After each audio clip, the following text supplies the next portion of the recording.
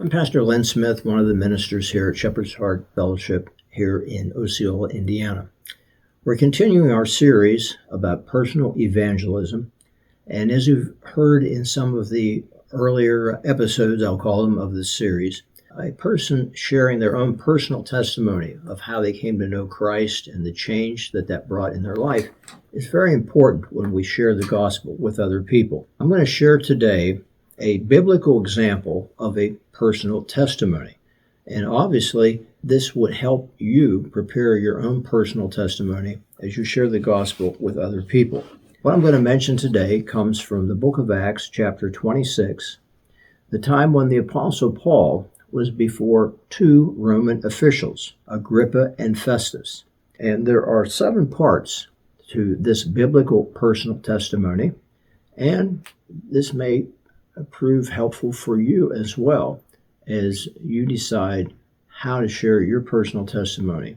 Number 1 is a gracious introduction from Acts chapter 26, verses 1 to 3. When you're talking with a person, try to find a point of common interest or identification.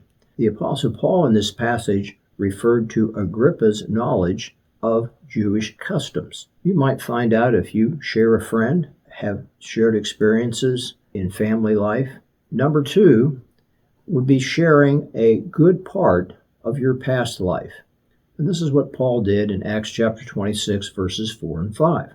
You might mention briefly your moral upbringing or your concept of what you thought God was like. And Paul in this passage told how he was looked up to for his religious practices. After you would discuss a good part of your past life, the Apostle Paul, he was led to talk about a bad part of his past life. In Acts chapter 26, verses 9 to 11, you might possibly share a comment like this: even though many people would observe that I was good, I knew what went on inside. You see, Paul shared how he was a terrorist against Christian people before he met Jesus. A 4th item would be circumstances of your personal conversion.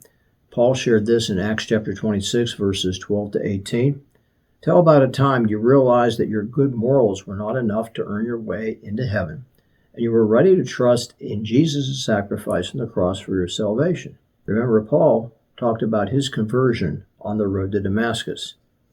Point 5 would be results of conversion. This was covered in Acts chapter 26, verses 19 to 22. Try to mention the most striking changes that occurred in your life after your decision to trust and follow Christ, just as Paul did. In other words, how did your spiritual rebirth from above affect your life in the here and now?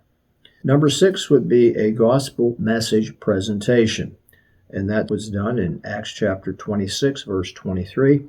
And in earlier segments of our presentations on personal evangelism, we have shared many different forms of gospel presentations. Like Paul, try to weave into your story the importance of Christ's sacrifice, death, burial, and resurrection.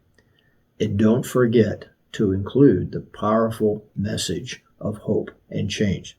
A 7th point would be a personal appeal that you would make to a person. This we find in Acts chapter 26, verses 27 to 29. Just as Paul did, use the name of the person that you are listening to. Ask a question such as, have you ever thought of Christ in this a personal way? Or if you died today, do you have assurance that you would go to heaven?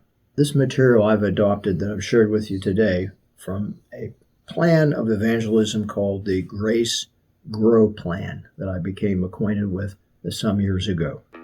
Please stay tuned for other episodes or segments of how to lead a person to Christ or share the gospel in coming weeks. Thank you again for listening.